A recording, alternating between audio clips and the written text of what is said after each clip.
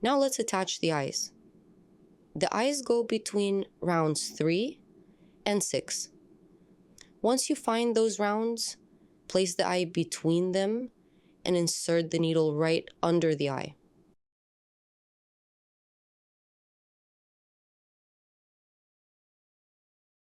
Guide the needle through the body and out under the eye on the other side. Once you find that spot, you can let go of the eye. Sew through the body to lay your first stitch. The eye will pull up into place, then go back through the eye to attach the second side.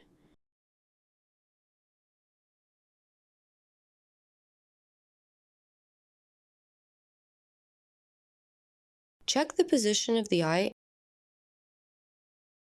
and if you like how it looks, insert the needle into the body and guide it out at the back to complete sewing the eye.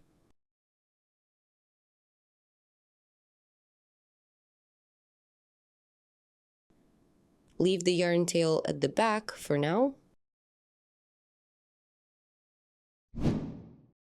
Attach the second eye the same way, keeping them symmetrical.